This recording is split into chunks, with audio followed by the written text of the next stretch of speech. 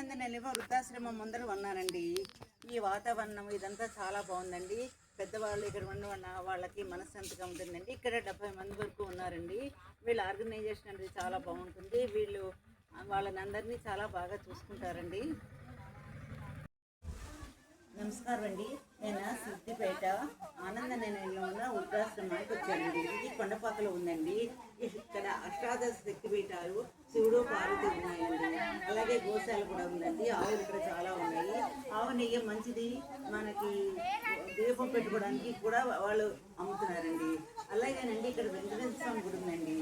నేను గుడికి కూడా వచ్చి దర్శనం చేసుకున్నానండి. శివకేశ్వర కార్తీక మాసంలో శివకేశ్వరుని దర్శనం చేసుకోవాలి కదండి, చేసుకున్నానండి.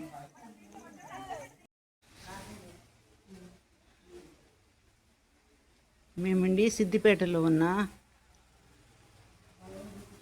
కొండపాకలో ఉన్న ఆనందాశ్రమానికి వచ్చానండి.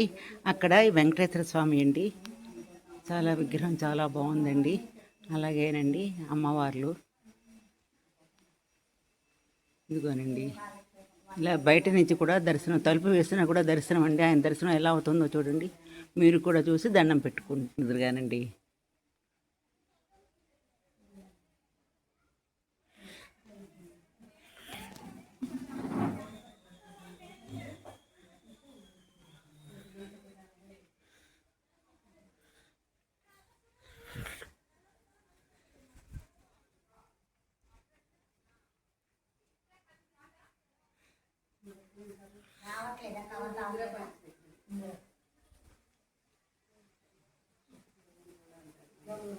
ఇదిగోనండి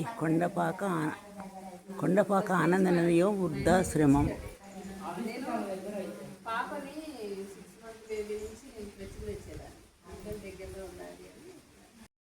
డాక్టర్ కెవి రమణాచారి గారు రిటైర్డ్ IAS ఆఫీసరు. ఈ సారండి ఈ వృద్ధాశ్రమానికి చాలా సహకరించి ఎంతో బాగా నడిచేటట్టు చూస్తారండి.